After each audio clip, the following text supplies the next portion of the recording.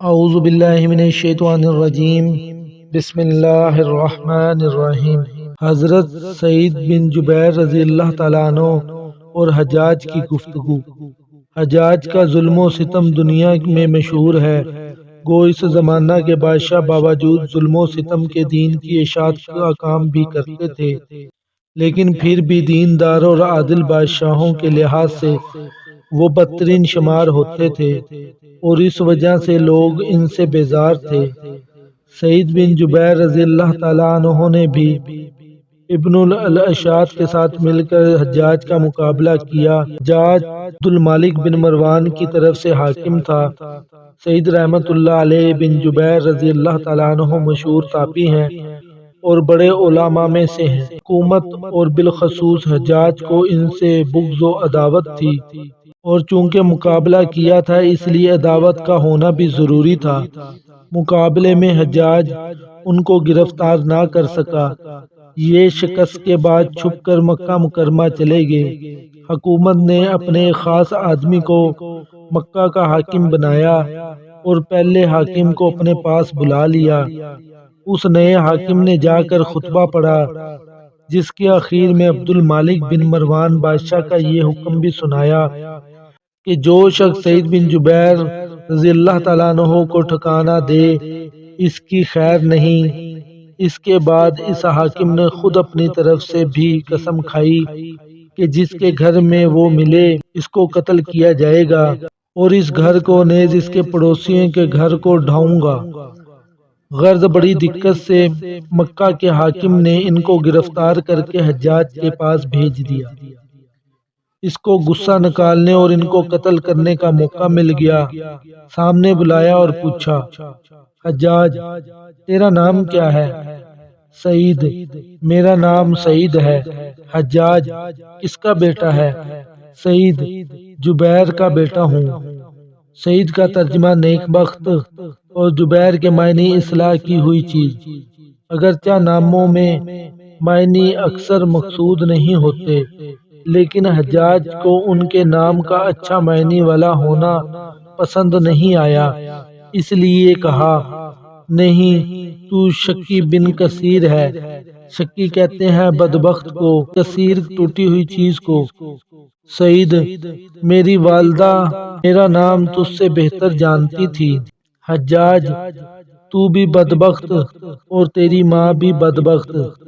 سعید، غیب کا جاننے والا تیرے علاوہ اور ہے، یعنی عالم الغیب۔ حجاج، دیکھ میں تجھے موت کے گھاٹ اتارتا ہوں۔ سعید، تو میری ماں نے میرا نام درست رکھا۔ حجاج، اب میں تجھ کو زندگی کے بدلے کیسے جہنم رسید کرتا ہوں؟ سعید، اگر میں جانتا کہ یہ تیرے اختیار میں ہے تو تجھ کو معبود بنا لیتا۔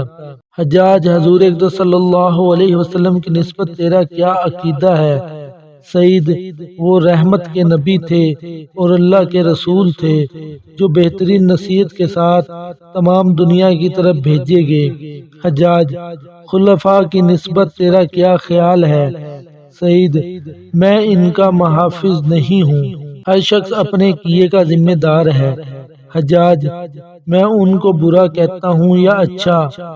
سعید، جس چیز کا مجھے علم نہیں میں اس میں کیا کہہ سکتا ہوں، مجھے اپنے ہی حال معلوم ہے۔ حجاج، ان میں سب سے زیادہ پسندیدہ تیرے نزدیک کون ہے؟ سعید، جو سب سے زیادہ میرے مالک کو راضی کرنے والا تھا۔ بعض کتب میں بجائے اس کے یہ جواب ہے کہ ان کے حالات بعض کو بعض پر ترجیح دیتے ہیں۔ حجاج، سب سے زیادہ راضی رکھنے والا کون تھا؟ سعید، اس کو وہی جانتا ہے جو دلوں کے بھیدوں کو اور چھپے ہوئے رازوں سے واقف ہے۔ حجاج، حضرت علی رضی اللہ تعالیٰ عنہ جنت میں ہے یا دوزخ میں؟ سعید، اگر میں جنت اور جہنم میں جاؤں اور وہاں والوں کو دیکھ لوں تو بتا سکتا ہوں۔ حجاج، میں قیامت میں کیسا آدمی ہوں گا؟ سعید، میں اس سے کم ہوں کہ غیب پر مطلع کیا جاؤں۔ حجاج، تو مجھ سے سچ بولنے کا ارادہ نہیں کرتا؟ سعید، میں نے جھوٹ بھی نہیں کہا۔ حجاج تو کبھی ہنستا کیوں نہیں؟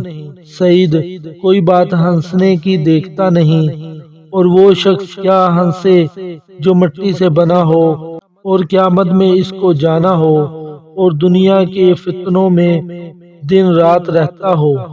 حجاج میں تو ہنستا ہوں، اللہ نے ایسے ہی مختلف طریقوں میں ہم کو بنایا ہے۔ حجاج میں اللہ کے نزدیک تجھ سے زیادہ محبوب ہوں۔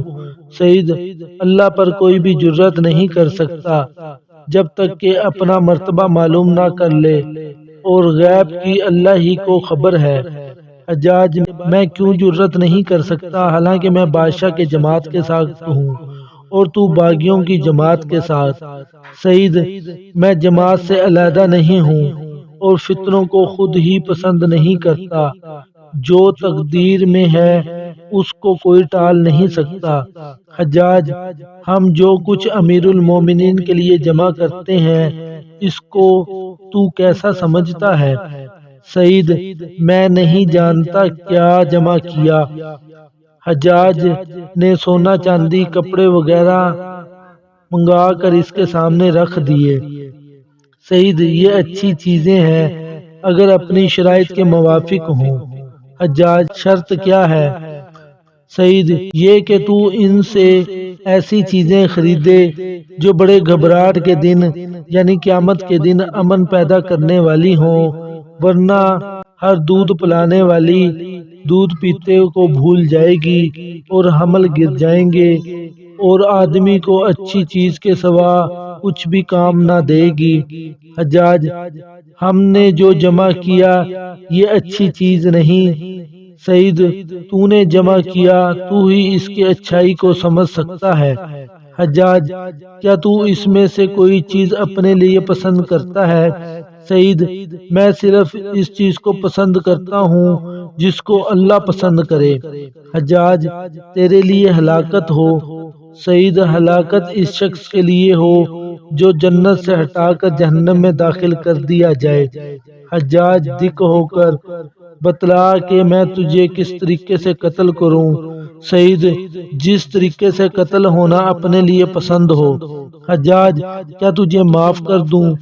سعید معافی اللہ کے یہاں کی معافی ہے، تیرا معاف کرنا کوئی چیز بھی نہیں۔ حجاج نے جلاد کو حکم دیا کہ اس کو قتل کر دو۔ سعید باہر لائے گئے اور ہنسے۔ حجاج کو اس کی اطلاع دی گئی، پھر بلایا اور پوچھا، حجاج تو کیوں ہنسا؟ سعید تیری اللہ پر جرأت اور اللہ تعالیٰ کے تجھ پر حلم سے۔ حجاج میں اس کو قتل کرتا ہوں جس نے مسلمانوں کی جماعت میں تفریق کی۔ پھر جلاد سے خطاب کر کے کہا، میرے سامنے اس کی گردن اڑاؤ۔ سعید میں 2 رکعت نماز پڑھ لوں۔ نماز پڑھا یعنی میں اپنا منہ اس پاک ذات کی طرف کیا جس نے آسمان زمین بنائے، اور میں سب طرف سے ہٹا کر ادھر متوجہ ہوا اور نہیں ہوں مشرکین میں سے۔ حجاج اس کا منہ قبلے سے پھیر دو اور نصارہ کے قبلہ کی طرف کر دو کہ انہوں نے بھی اپنے دین میں تفریق کی اور اختلاف پیدا کیا، چنانچہ فوراً پھیر دیا گیا۔ سعید جدھر تم منہ پھیرو ادھر بھی خدا ہے جو بھیدوں کو جاننے والا ہے۔ حجاج اوندھا ڈال دو یعنی زمین کی طرف منہ کر دو، ہم تو ظاہر پر عمل کرنے کے ذمہ دار ہیں۔ سعید ہم نے زمین ہی سے تم کو پیدا کیا اور اسی میں تم کو لٹائیں گے اور اسی سے دوبارہ اٹھائیں گے۔ حجاج اس کو قتل کر دو۔ سعید میں تجھے اس بات کا گواہ بناتا ہوں، اشہد ان لا الہ الا اللہ وحدہ لا شریک لہ واشہد ان محمدا عبدہ ورسولہ۔ تو اس کو محفوظ رکھنا، جب میں تجھ سے قیامت کے دن ملوں تو لے لوں گا۔ اس کے بعد وہ شہید ہو گئے۔ انا للہ و انا الیہ راجعون۔ ان کے انتقال کے بعد بدن سے خون بہت زیادہ نکلا جس سے حجاج کو بھی حیرت ہوئی۔ اپنے طبیب سے اس کی وجہ پوچھی، اس نے کہا کہ ان کا دل نہایت مطمئن تھا، قتل کا ذرا بھی خوف ان کے دل میں نہیں تھا، اس لیے خون اپنی اصلی مقدار پر قائم رہا، برخلاف اور لوگوں کے خوف سے ان کا خون پہلے ہی خشک ہو جاتا ہے۔ اس قصہ کے سوال جواب میں کتب میں کمی زیادتی بھی ہے، اور بھی بعض سوال جواب نقل کیے گئے ہیں، ہمیں تو نمونہ ہی دکھانا تھا، اس لیے اس پر اتفاق کیا گیا۔ تابعین کے اس قسم کے قصے بہت زیادہ ہیں۔ حضرت امام اعظم رحمۃ اللہ علیہ، امام مالک رحمۃ اللہ علیہ، امام احمد بن حنبل رحمۃ اللہ علیہ وغیرہ حضرات اسی حق گوئی کی وجہ سے ہمیشہ مشقتیں برداشت فرماتے رہے، لیکن حق کو ہاتھ سے نہیں چھوڑا۔